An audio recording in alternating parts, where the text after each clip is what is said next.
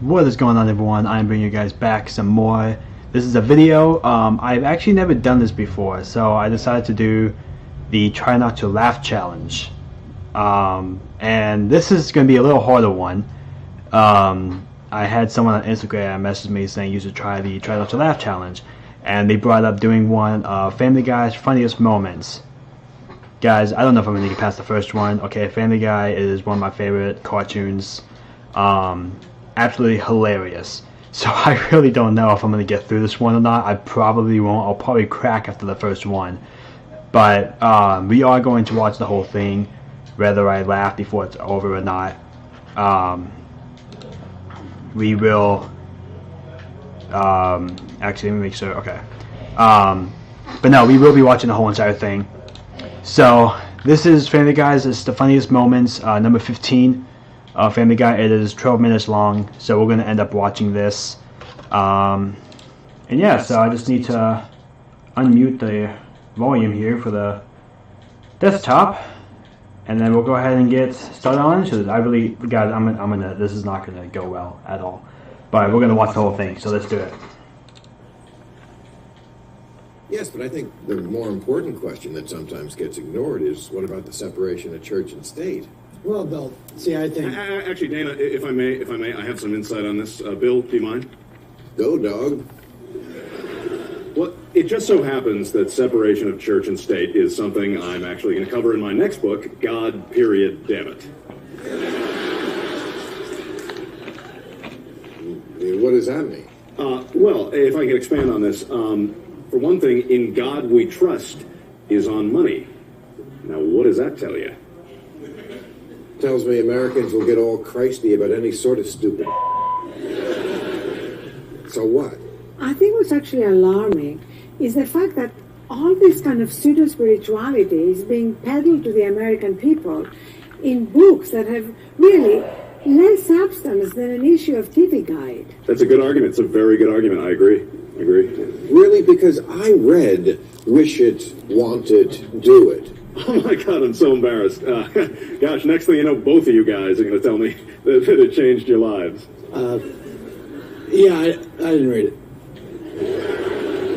Oh, God, hey, so you're the guy. It's actually very popular. Well, it may be popular, but I have to say I agree with Ariana. I think it's actually quite harmful. Oh, when did you say that? I just did. Oh, gosh, I'm sorry. Maybe because it sounds like you're talking with a mouthful of syrup, I just didn't get it. Hey, man.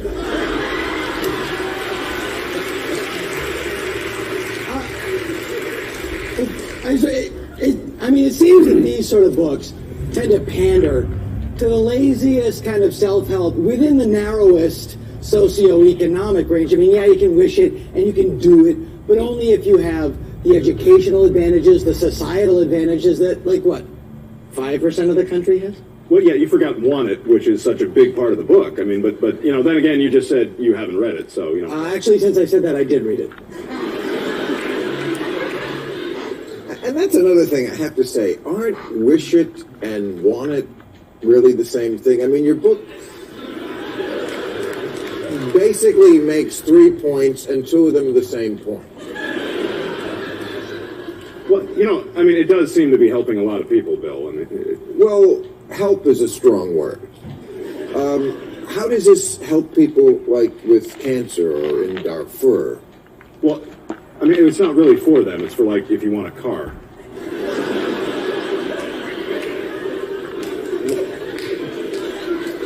How does this help you get a car? Well, I mean, it doesn't with that attitude. I mean, you have to do some of the work yourself. That's why there are 50 blank pages. That's why I keep it by the phone. I think what this is simple exploitation of the American people who would be using the money that they spend to buy this book to actually buy something useful, like legitimate health care that they actually need.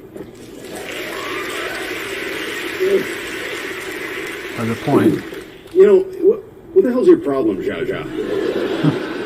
What is your problem, Snoopy?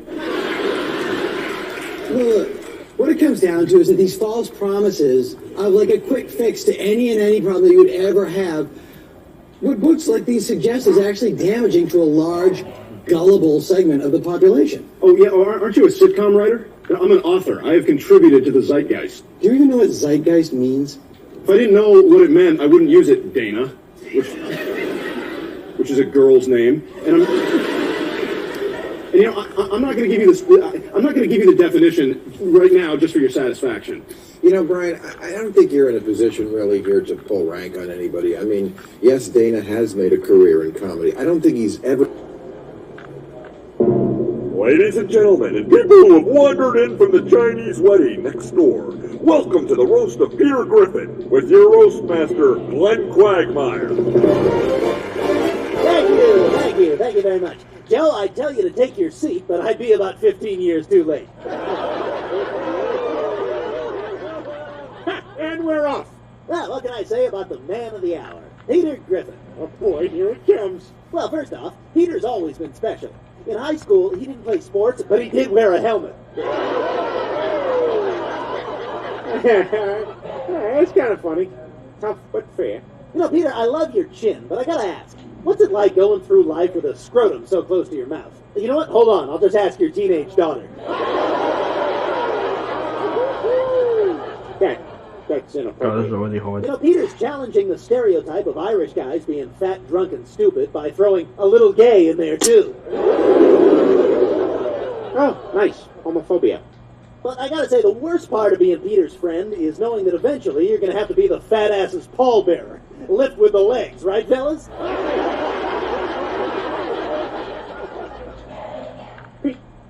People think I'm fat? But seriously, everyone, let's have a big round of applause for the real hero tonight, Peter's chair. How you holding up, buddy? Two chair jokes in the same monologue. Sloppy. Peter's got a small penis, but hey, nothing grows in the shade. This just in is what Peter had to say to his wife on their wedding night, so she knew it was actually happening. Peter's so ugly he couldn't get raped in our holding cell down at the station. For those of you who don't know, we have a real serious problem with people getting raped in our holding cell down at the station. Hi, I'm Professor Comedy. No! Boo! Peter, you're loud, you can't hold down a job, and you got high blood pressure. You could be a black guy if your ding-a-ling wasn't so damn tiny. Peter moves his lips while he's reading, because he's trying to eat the book. Roasted! You know, as Lois's father, I hate the thought of her having sex with Peter. And so do I. Damn it, Lois, you stepped on my punchline. Shut up, you're drunk. Stop serving her. Ask Peter what he got on his SATs. He said mayonnaise. Peter's so fat and stupid, Lamar Odom tried to bang him. Well, ladies and gentlemen, now that we've had our fun, it's time to give our man of the hour a chance to have his say. Please put your hands together for Peter Griffin. Hospital! Don't worry, Brian, I'll save you. I'm good in a crisis. After all, I used to work the suicide hotline. I just can't take it. I discovered my wife's been cheating on me for a while. And I can't live like this. I have to kill myself. Doesn't it make more sense to kill her? Lois, I'm not sure this is the right place for us. These Texans are socially backward, and politically they're all stubborn as a mule. Nope. Sorry. Kevin Bacon wasn't in Footloose. What? Of course he was. No, he wasn't. You lose. Of course he was. He was the star. Nope, you're wrong. Look it up. I don't have to look it up. It's common knowledge. He was on the cover of People magazine when the movie came. Everyone knows Kevin Bacon was a star of Footloose. It was a huge movie. He was the lead.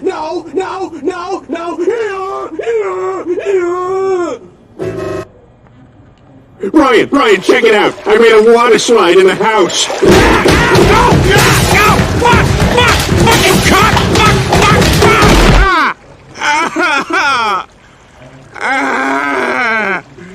Ow! I'm not going to call the hospital because you won't learn anything if I do. Okay, I'm expecting a very important delivery at the house, so could you please call me if it arrives? I'll give you my This cell is number. probably one with the crack right here. Yes, no problem. Give me number. Okay, 401-555-1125. 4 40 4 4 0. No, I was just repeating the 4. 1 4. 1 4. All right, let's start over. 4 0 1. 4 0 0 1. 1. 4 0 1. Yes. 5 5 5. 5 5 5. That was painless. Okay, 1 1 2 5. 1 1 2 5. There you go. You got it. 1 5 5. What? You say 1 1 2 5. 1 5 5. No, not 1 1 and 2 5s. 2 1s. 2 1 1 1 2 5. Oh my God. Okay. How many ones? No, I'm not giving you quantities of the numbers. I'm giving you the numbers. 1 1 2 5. Those are the last 4 numbers. Okay. 1 1 1 1 1 2 2 5. 5. Oh, I see. 1 1 2 5. Yes, 1 1 2 5. All right, now read the number back to me. Let me get my pen. Okay, so for those of you guys that don't really know about that, if you guys ever called businesses from, like, let's say you call a corporate Sprint store, you call Amazon's customer service or whatever it is, and you get that foreign guy, right, that comes in the line, which usually happens 95% of the time, and then, like, they ask you for the number, so you give them the number, and then it's so hard to give you your number, or to give them your number to them, right? It's so hard because they don't really understand English that well. That's what that reminds me of. That's kind of what you go through, like, it's a reality, and it is completely funny how they just took that and put it in one of the episodes too. Okay, Mrs. Swanson, you're almost there. Push! Push! Get out of there! Get the hell out of my wife, you little bastard! God. Okay, here we go. Hold on, the wheelchair is coming first. And here's the baby. Congratulations, Mrs. Swanson. It's a beautiful baby girl. Oh, Bonnie, I'm so happy for you. Oh my God, she's dying. What? Oh, sorry, I was watching this Paula Poundstone comedy special. Oh my God. God, I was so close too. I was like towards the end. And But I failed, so dang I'll it. give you my keys. Okay, now we're both good to drive home. We don't watch Family Guy as much as I do. You been drinking tonight, sir? No, officer. I just had a glass of dinner with my wine. Okay, I'm gonna need you to step out of the car and walk a straight line, please. Alright, you be safe, sir. There's a lot of crazies out there tonight. And we'll close tonight with a super. Funny thing is that Peter was also drunk saying that. Peter got hit in the crotch with a bag of nickels. Ow! Damn it! No! Hey, Lois, you should do that thing that I like. Hey, kid, did you see my wallet? Oh, nickels!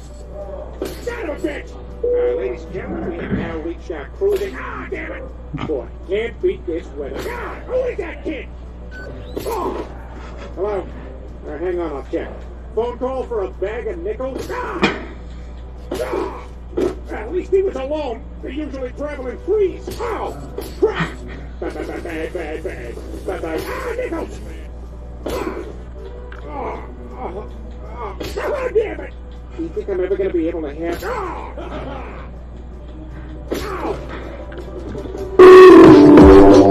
Oh my God. Well, I failed towards the end of it, but I was trying so hard. Like, I was laughing on the inside with every one of those, but I was trying so hard not to laugh throughout the whole thing. Whew. Alright. Well, that's that one, and I heard that there's actually funnier ones too. Looking at most of these, there's a lot of these type of stuff. There's another one, and yeah, there's a bunch of these different ones. So I'll try to do this maybe like once a week or something.